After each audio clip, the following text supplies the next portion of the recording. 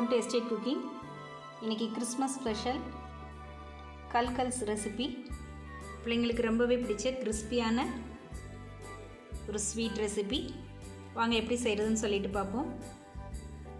ஒரு பவுலில் 4 கப் மைதா மாவு எடுத்துக்கிறேன்.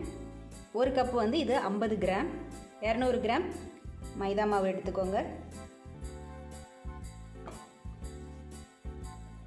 4 கப் மைதாவுக்கு 1 கப் ரவை வீதம் எடுத்துக்கோங்க. நான் வந்து 200 கிராம் மைதாவுக்கு இப்போ 50 கிராம் ரவையும் 50 கிராம் ஜீனியும் எடுத்துருக்கிறேன். இது வந்து மீடியம் இனிப்பு தான் இருக்கும். உங்களுக்கு கூடுதல் இனிப்பு வேணும்னா 3/4 கப் அளவுக்கு எடுத்துக்கோங்க. இப்போ இந்த ரவையும் ஜீனியும் மிக்சியில் போட்டு நல்லா பவுடர் பண்ணி எடுத்துக்கோங்க. இதை நான் பவுடர் பண்ணிட்டு வந்துடுறேன். இப்போ இந்த பவுடர் பண்ண மிக்சரை மைதாவோடு சேர்த்துக்கலாம். இதோட 1/4 ஸ்பூன் பேக்கிங் பவுடர் வந்து சேர்த்துக்கிறேன். பேக்கிங் பவுடர் இல்லைன்னா பேக்கிங் சோடா கூட நீங்கள் சேர்த்துக்கலாம். 2 ஸ்பூன் நெய் சேர்த்துக்கிறேன். நெய்க்கு பதிலாக நீங்கள் பட்டர் கூட சேர்த்துக்கலாம். ஒரு பிஞ்ச் அளவுக்கு சால்ட்டு.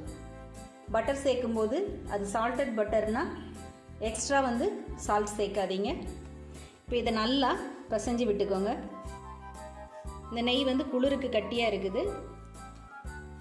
நெய் வந்து மாவில் நல்லா மிக்ஸ் ஆகிற அளவுக்கு இந்த மாதிரி உதிரியாக நல்லா கலந்து விட்டுக்கோங்க. கொஞ்சம் கொஞ்சமாக தண்ணி சேர்த்து சப்பாத்தி மாவு பதத்துக்கு இதை பிசைஞ்சு எடுத்துக்கிறணும்.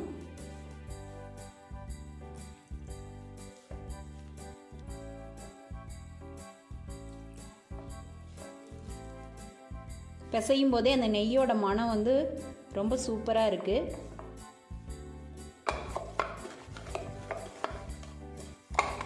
இந்த மாதிரி சாஃப்டாக நல்லா சப்பாத்தி மாவு பதத்துக்கு பிசைஞ்சுக்கோங்க. இதை ஒரு 10 நிமிஷம் மூடி போட்டு அப்படியே வச்சுருங்க. ரவை சேர்த்துருக்கிறதுனால அது கொஞ்சம் ஊறுனா நல்லாயிருக்கும். இருக்கட்டும். இது ஒரு 10 நிமிஷமாக இப்போ ஊறி இருக்குது. நல்லா சாஃப்டாக இருக்குது. இதை வந்து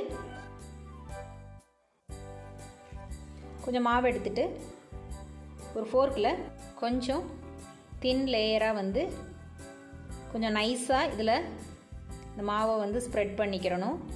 திக்காக இருந்துச்சுன்னா மொறுமொறுப்பாக இருக்காது. பண்ணிவிட்டு இது மாதிரி ரோல் பண்ணோம்னா அந்த அச்சு வந்து இதில் நல்லா பதிஞ்சிருக்கும். இது மாதிரி வரும். இதில் இந்த எட்ஜஸ் வந்து நல்லா க்ளோஸ் பண்ணிடணும், இல்லைன்னா நம்ம எண்ணெயில் போடும்போது விரிஞ்சிரும். இதை சீப்பு சீடைன்னு சொல்லுவாங்க. ஃபோர்க்குக்கு பதிலாக புது சீப்பு இருந்துச்சுன்னா அதை யூஸ் பண்ணிக்கலாம். கடையில் வந்து சீப்பு சீடைக்குனே அச்சு இருக்குது, அது கூட நீங்கள் வாங்கி செய்யலாம். இதை கொஞ்சம் பொறுமையாக பண்ணணும்,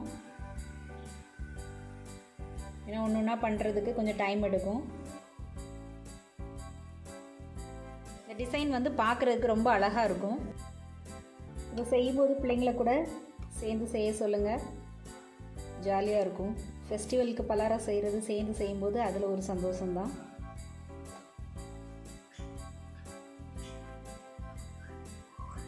இது மாதிரி எல்லாத்தையும் உருட்டி வச்சுக்கோங்க. ஒரு பேனில் பொரிக்கிறதுக்கு தேவையான அளவு எண்ணெய் விட்டுக்கோங்க. எண்ணெய் சூடானதும் ஸ்டவ்வை மீடியத்தில் வச்சுட்டு இந்த கல்கல்ஸை கொஞ்சம் கொஞ்சமாக போட்டு பொரிச்சு எடுத்துக்கலாம்.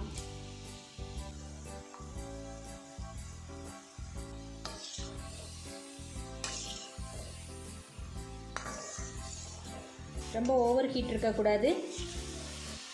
லோவிலேருந்து மீடியம் வரைக்கும் வச்சு மெதுவாக வேக விடுங்க. தண்ணி ஊற்றி பிசைகிறதுக்கு பதிலாக தேங்காய் பால் கூட ஊற்றலாம், நல்லாயிருக்கும். இது வந்து முட்டை இல்லாமல் செய்கிறது. முட்டை சேர்த்தும் செய்யலாம். முட்டை சேர்க்கும்போது நெய் சேர்க்க தேவையில்லை. இப்போ முட்டை சேர்க்கும்போது உங்களுக்கு கொஞ்சம் நல்ல மொறுமொறுப்பாக வரும். இதை வந்து கலகலான்னு சொல்லுவாங்க, ஏன்னா அந்த அளவுக்கு சவுண்ட் இருக்கும். இந்த கிண்டும் போதே தெரியும். பொரிச்சு எடுத்தவுடனே நல்ல கலகலன்னு சவுண்டு நல்லா இருக்கும். வெந்த உடனே மேலே வந்துடும். நல்லா கோல்டன் ப்ரௌனுக்கு வந்த உடனே எடுத்துடலாம்.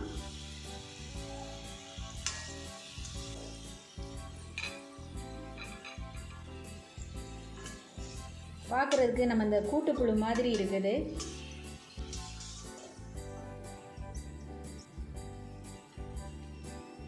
இது மாதிரி எல்லாத்தையும் பொரிச்சு எடுத்துக்கோங்க. கல்கல்ஸ் ரெடி ஆகிடுச்சு. கடைசியாக இது மேலே லேசாக பவுடர் சுகர் வந்து டஸ்ட் பண்ணிக்கோங்க, நல்லாயிருக்கும். இது ஆப்ஷனல் தான்.